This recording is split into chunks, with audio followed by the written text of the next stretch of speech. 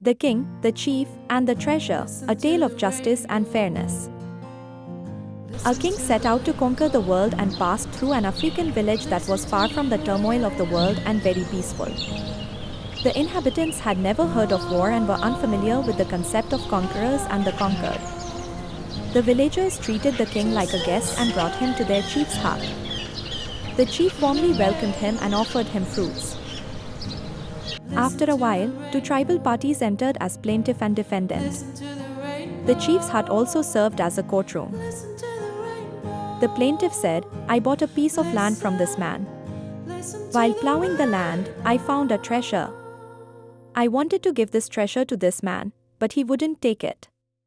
I say that this treasure is not mine because I only bought the land from him and paid him only for the land, not for the treasure." The defendant replied, "My conscience is still alive.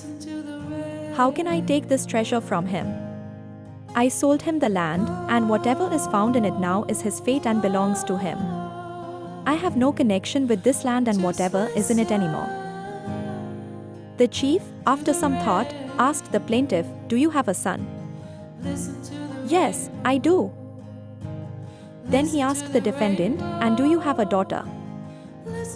"Yes, I do." The defendant nodded affirmatively. "Then you should marry them and give this treasure to them."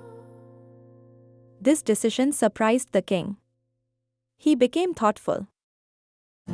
The chief asked the puzzled king, "Why, aren't you satisfied with my decision?"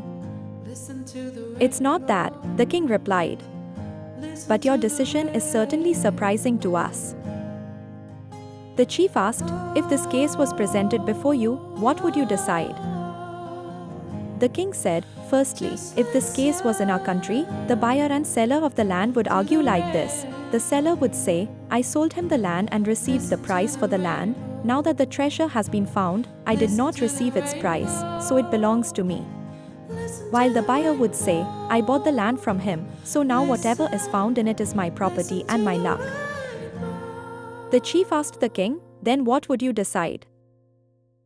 The king, according to his thinking, immediately answered, "We would detain both parties and declare the treasure as the property of the government and deposit it in the royal treasury." "King's property?" the chief asked in astonishment. "Do you see the sun in your country?" "Yes, why not?" "Does it rain there?" "Absolutely." "Very good." The chief was amazed. "But tell me one more thing, do you have animals that eat grass and fodder there?" "Yes, we have countless such animals." "Oh, good. Now I understand," the chief nodded as if he had understood a very complex matter. "So, in this land of injustice, perhaps it is because of these animals that the sun shines and the rain irrigates the fields." This story beautifully illustrates different perspectives on justice and fairness. How did you find the translation?